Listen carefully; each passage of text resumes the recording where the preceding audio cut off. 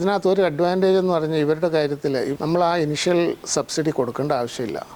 Total ഇപ്പം suppose if it is the total cost is 3 lakhs, ഇവർ ആ subsidy 78,000 രൂപ കഴിഞ്ഞിട്ട് ബാക്കിയുള്ളത് മാത്രമേ ഇവർക്ക് കൊടുത്താൽ മതി. പക്ഷെ മറ്റുള്ള ഇവർ സാധാരണ അതും കൂടെ നമ്മൾ പേ ചെയ്യണം. പിന്നെ നമ്മുടെ അക്കൗണ്ടിലോട്ട് സബ്സിഡി വരികയുള്ളൂ. അതുകൊണ്ട് ആ സബ്സിഡി വരാനായിട്ട് ഇറ്റ് ടേക്സ് അറൗണ്ട് 2-3 months. ഇവരുടെ കേസിൽ അത് വരുന്നില്ല. നമ്മൾ പിന്നെ നമ്മുടെ അക്കൗണ്ടിലോട്ട് വന്നു കഴിയുമ്പോൾ അവർക്ക് അതിൻ്റെ ചെക്ക് കൊടുത്താൽ മതി. അപ്പോൾ ഇവിടെ നമ്മൾ കണ്ടിടത്തോളം എല്ലാ മെറ്റീരിയലും യൂസ് ചെയ്തതും ക്വാളിറ്റി മെറ്റീരിയൽ, പ്രോപ്പർ ഗേജുള്ള മെറ്റീരിയലും ആണ് യൂസ് ചെയ്തിരിക്കുന്നത്. ഹായ് ഫ്രണ്ട്സ്, എല്ലാവർക്കും നമസ്കാരം. നെക്സ്റ്റ് ഡേ ജോഡി പുതിയ വീഡിയോയിലേക്ക് എല്ലാവർക്കും സ്വാഗതം. ഞങ്ങളെന്നുള്ളത് എറണാകുളം ഡിസ്ട്രിക്റ്റിൽ തേവക്കൽ അല്ലേ സാറേ? തേവക്കൽ എന്ന് പറയുന്ന സ്ഥലത്താണ്. നമ്മളിവിടെ ഒരു 5 kilowatt on grid solar system, string inverter system ആണ് നമ്മളിപ്പോൾ ഇൻസ്റ്റാൾ ചെയ്തിട്ട് ഏകദേശം ഒരു 3 മാസം ആയി. ശേഷം അത്രയും കാലത്തിനുള്ള ഒരു എക്സ്പീരിയൻസും കാര്യങ്ങളൊക്കെ ഷെയർ ചെയ്യുക, അതുപോലെ തന്നെ കസ്റ്റമർ റിവ്യൂയും കാര്യങ്ങളൊക്കെ എടുക്കുക എന്നുള്ള രീതിയിൽ നമ്മളൊരു വീഡിയോ ആണ്. ഇതുപോലുള്ള സോളാർ പ്രൊജക്റ്റ് ഒക്കെ ചെയ്യാൻ താല്പര്യമുള്ളവർക്കൊക്കെ ഉപകാരപ്പെടുന്ന വീഡിയോ ആണ്. അപ്പോൾ വീഡിയോ പൂർണ്ണമായിട്ട് കാണുക. അതുപോലെ തന്നെ നമ്മുടെ ചാനൽ സബ്സ്ക്രൈബ് ചെയ്യാനും വീഡിയോ ഇഷ്ടമായിട്ടുണ്ടെങ്കിൽ ലൈക്ക് ചെയ്യാനും ഷെയർ ചെയ്യാനും മറക്കരുത്. അപ്പോൾ എന്തായാലും നമുക്ക് നേരെ വീഡിയോയിലേക്ക് പോകാം.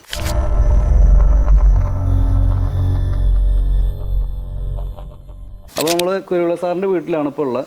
അപ്പോൾ അദ്ദേഹത്തിൻ്റെ എക്സ്പീരിയൻസും കാര്യങ്ങളും അദ്ദേഹത്തിന് നമുക്കൊന്ന് സംസാരിക്കാം. സാർ നമസ്കാരം. നമസ്കാരം. ഞാൻ കുരുവിള.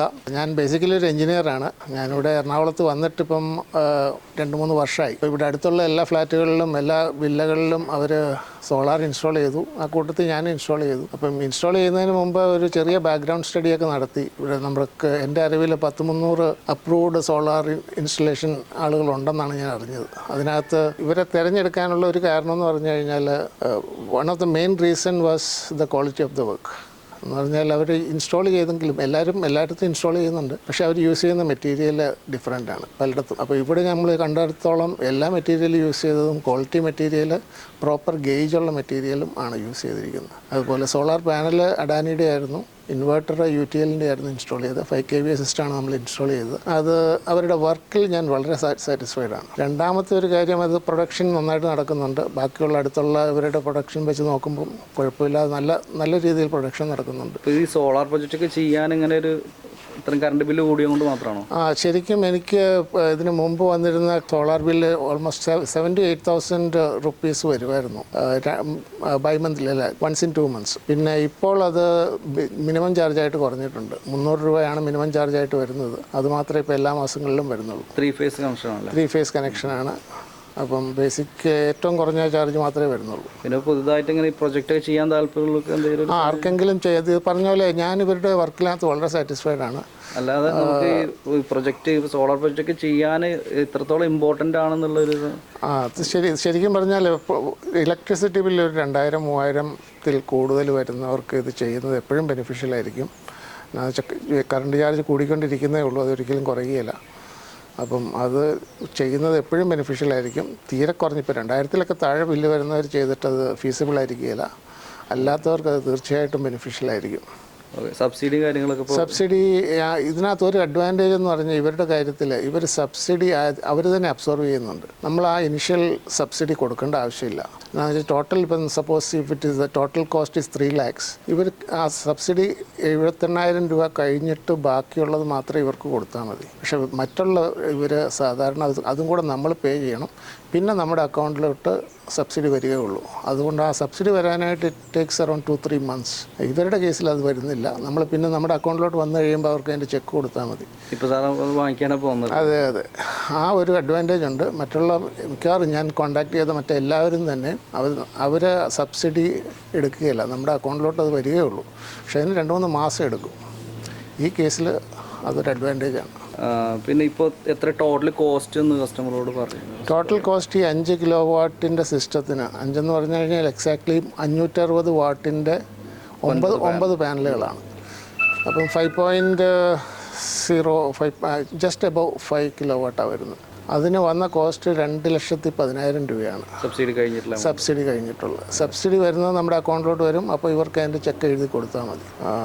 ബാക്കിയുള്ള നമ്മുടെ ഇവിടെ അടുത്ത് ഇൻസ്റ്റാൾ ചെയ്ത പലയിടത്തും ഇതിനേക്കാളും കൂടുതലാണ് വന്നിരിക്കുന്നത്. അവരെല്ലാവരും മിക്കവാറും എല്ലാവരും 5 കിലോ വാട്ടാണ്. ചിലർ 5.4 ഇൻസ്റ്റാൾ ചെയ്തവരുണ്ട്, ചിലർ 5 മാത്രം ഇൻസ്റ്റാൾ ചെയ്തവരുണ്ട്. എല്ലാവരുടെയും കോസ്റ്റ് നമ്മുടെ ഇതിനേക്കാളും കൂടുതലാണ് വന്നിരിക്കുന്നത്. ഓക്കെ, എന്തായാലും സാർ ഇപ്പോൾ ഹാപ്പിയാണ്? വളരെ ഹാപ്പിയാണ്. നിങ്ങളുടെ യൂസ് ചെയ്ത മെറ്റീരിയൽ എല്ലാം നല്ലതായിരുന്നു. പിന്നെ ഇനി ചിലപ്പം ഒരു പാനലും കൂടെ ആഡ് ചെയ്യാൻ, ഇതിനകത്ത് എക്സിസ്റ്റിംഗ് സിസ്റ്റത്തിൽ തന്നെ ഒരു പാനലും കൂടെ ആഡ് ചെയ്യാൻ ഉള്ള പ്രൊവിഷൻ ഉണ്ടെന്ന് തോന്നുന്നു. അങ്ങനെയാണെങ്കിൽ അതുകൂടെ ചെയ്യണമെന്ന് വിചാരിക്കുന്നു. ഓക്കെ, കാണാം. അപ്പോൾ നമുക്ക് ഫസ്റ്റ് തന്നെ നമ്മളിവിടെ ഇൻസ്റ്റാൾ ചെയ്തിട്ടുള്ള പാനൽ, അതിൻ്റെ ഡീറ്റെയിൽ, അതുപോലെ തന്നെ നമ്മുടെ സ്ട്രക്ചർ, അങ്ങനെയുള്ള കാര്യങ്ങളൊക്കെ ഒന്ന് നോക്കാം. ഫസ്റ്റ് നമുക്ക് നോക്കുകയാണെന്നുണ്ടെങ്കിൽ നമ്മുടെ പാനൽ അദാനിയുടെ ബൈഫേഷ്യൽ ടോപ്പ് കോൺ പാനലാണ്. 560 വാട്ട്സിൻ്റെ 9 പാനലാണ് വെച്ചിട്ടുള്ളത്. ഹാഫ് കട്ട് മോണോപ്പർക്ക് പാനലാണ്. മിക്കവാറും എല്ലാ പ്രൊജക്റ്റുകളും ഇപ്പോൾ നമ്മൾ ചെയ്തുകൊണ്ടിരിക്കുന്നത്. ഇപ്പോൾ ഏറ്റവും ലേറ്റസ്റ്റ് വരുന്നത് 575, 580 വരെ വന്ന് തുടങ്ങിയിട്ടുണ്ട്. അപ്പോൾ അതിൽ ടോട്ടൽ 9 പാനലാണ് നമ്മൾ സെറ്റ് ചെയ്തിട്ടുള്ളത്. 5000 വാട്ട്സോളം ടോട്ടൽ വാട്ട്സ് വരുന്നുണ്ട്. അപ്പോൾ അതിൽ നിലവിൽ ഇപ്പോൾ പ്രൊഡക്ഷനും കാര്യങ്ങളൊക്കെ ഏകദേശം 29 യൂണിറ്റ് മാക്സിമം യൂണിറ്റ് വരെ കിട്ടിയിട്ടുണ്ട്. അതുപോലെ തന്നെ ആവറേജ് നമുക്കൊരു ഒരു സിസ്റ്റം വെക്കുകയാണെന്നുണ്ടെങ്കിൽ ഒരു 20 യൂണിറ്റ്, ഒരു 18, ഏറ്റവും നല്ല സ്ഥലമൊക്കെ ആണെന്നുണ്ടെങ്കിൽ മാക്സിമം ഒരു 25 യൂണിറ്റ് അതിന് മുകളിൽ തന്നെ നമുക്ക് അത്യാവശ്യം നല്ല രീതിയിൽ തന്നെ പ്രൊഡക്ഷനും കാര്യങ്ങളൊക്കെ കിട്ടും. ഇനി ഇവിടെ ഇൻസ്റ്റാൾ ചെയ്തിട്ടുള്ള നമ്മൾ ഇൻവേർട്ടറും കാര്യങ്ങളൊക്കെ സോളാറിൻ്റെ ഇൻവേർട്ടറാണ്. 5 കിലോ വാട്ട് ഇൻവേർട്ടർ. അതുപോലെ തന്നെ നമ്മൾ ഹാവൽസിൻ്റെ ACDB DCDB കേബിളും കാര്യങ്ങളൊക്കെ, പോളിക്യാബ്, അതുപോലെ തന്നെ അപ്പോളോൻ്റെ സ്ട്രക്ചറും കാര്യങ്ങളൊക്കെ വെച്ചിട്ടാണ് നമ്മൾ ചെയ്തിട്ടുള്ളത്. അപ്പോൾ ഇത്രയും നമുക്ക് ഈ ഒരു പാനലിൻ്റെ ഡീറ്റെയിൽ വരുന്നത്. അതുപോലെ തന്നെ നമ്മുടെ സ്ട്രക്ചറും കാര്യങ്ങളൊക്കെ നടപ്പാതയും കാര്യങ്ങളൊക്കെ വെച്ചിട്ടാണ് നമ്മൾ ചെയ്തിട്ടുള്ളത്. നമുക്ക് നടന്ന് ക്ലീൻ ചെയ്യാൻ പറ്റുന്ന രീതിയിൽ ഇത്രയും ഭാഗം നമുക്ക് ജസ്റ്റ് നടന്നുകൊണ്ട് തന്നെ ആർക്കും ക്ലീൻ ചെയ്യാൻ പറ്റുന്ന രീതിയിൽ നമ്മൾ അതിൻ്റെ സ്ട്രക്ചറും കാര്യങ്ങളൊക്കെ ചെയ്തിട്ടുണ്ട്. പിന്നെ നമുക്ക് കേബിളും കാര്യങ്ങളൊക്കെ ഐവറി കളർ വരുന്നത്. അതുപോലെ തന്നെ ഏറ്റവും ലേറ്റസ്റ്റ് നമുക്ക് നല്ല രീതിയിലുള്ള ക്വാളിറ്റി പൈപ്പും കാര്യങ്ങളൊക്കെ വെച്ചിട്ടാണ് നമ്മൾ ചെയ്തിട്ടുള്ളത്. നമുക്ക് എന്തായാലും ഇവിടെ നിലവിൽ നടക്കുന്ന പ്രൊഡക്ഷന്, ഇപ്പോൾ ഇതുവരെ വന്നിട്ടുള്ള പ്രൊഡക്ഷൻ അങ്ങനെ ഡീറ്റെയിലും കാര്യങ്ങളും നമുക്കൊന്ന് ചെക്ക് ചെയ്യാം. UTL സോളാർ PV+ എന്ന് പറഞ്ഞൊരു ആപ്പാണ്. ഇപ്പോൾ നിലവിലിപ്പോൾ സമയം 2:50 ടൈം. ഇപ്പോൾ ഈ ഒരു ദിവസത്തെ പ്രൊഡക്ഷനാണ് ഇപ്പോൾ നിലവിൽ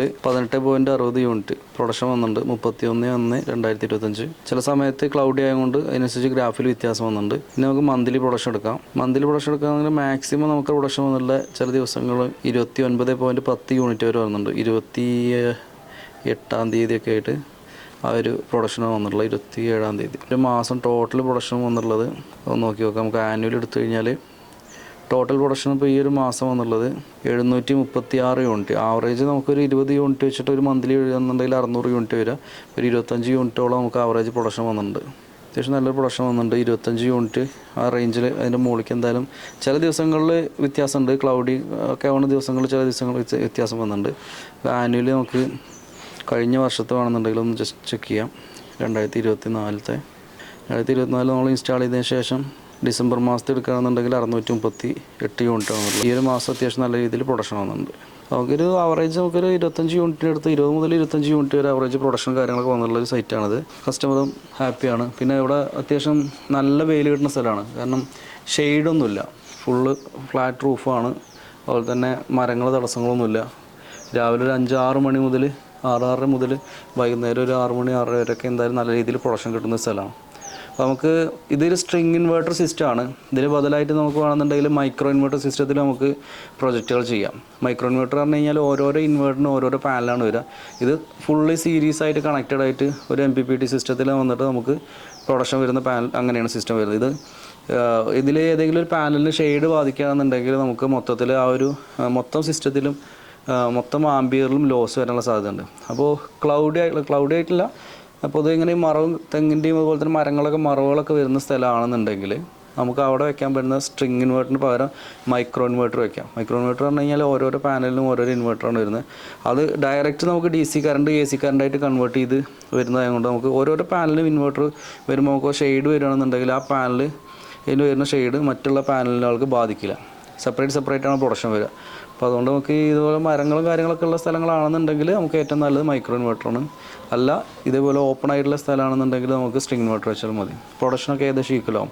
പക്ഷേ തടസ്സങ്ങളുള്ള സ്ഥലത്താണെന്നുണ്ടെങ്കിൽ അതിൻ്റെ വ്യത്യാസം ഉണ്ടാവും. അപ്പോൾ നമ്മൾ ഇത്രയാണ് നമ്മളെ പാനലിൻ്റെ ഡീറ്റെയിലും കാര്യങ്ങളൊക്കെ. ഇനി നമുക്ക് ഇൻവേർട്ടർ അതുപോലെ തന്നെ നമ്മൾ എർത്തിയും കാര്യങ്ങളും ബാക്കിയുള്ള ഡീറ്റെയിലും കാര്യങ്ങളൊക്കെ എടുക്കാം. അപ്പോൾ നമ്മൾ ഇൻവേർട്ടറും കാര്യങ്ങളൊക്കെ സെറ്റ് ചെയ്തിട്ടുള്ളത് ഇവിടെ ഡയറക്റ്റ് നമ്മളെ പാനലിൻ്റെ ഭാഗത്ത് താഴെ വന്നിട്ട് ഈ സൈഡിലാണ് നമ്മൾ ഇൻവേർട്ടർ വെച്ചിട്ടുള്ളത്. പക്ഷേ നമുക്ക് ഇതിൻ്റെ ഓപ്പോസിറ്റ് അപ്പുറത്തെ ആ ഭാഗത്താണ് നമ്മുടെ അതിൻ്റെ മീറ്ററും കാര്യങ്ങളൊക്കെ വരുന്നത്. പക്ഷേ അവിടെ എർത്തും കാര്യങ്ങളൊക്കെ കൊടുക്കാൻ കഴിയാത്തതുകൊണ്ട് നമുക്ക് ഈ ഒരു ഏരിയ സെലക്ട് ചെയ്ത് അവിടെ വൃത്തിയിൽ നമ്മളതിൻ്റെ ഫുള്ള് സെറ്റാക്കി ചെയ്തിട്ടുണ്ട്. DC കേബിൾ അതുപോലെ തന്നെ അതിൻ്റെ എർത്തിങ് 2 എർത്തിങ് ഈ ഭാഗത്തേക്ക് പോയിട്ടുണ്ട്. അതുകൊണ്ട് ടോട്ടൽ 3 എർത്തുണ്ട്. പിന്നെ ലൈറ്റിനിങ് അസ്റ്ററിൻ്റെ എർത്തും അപ്പുറത്തെ സൈഡിലായിട്ട് വരുന്നത്.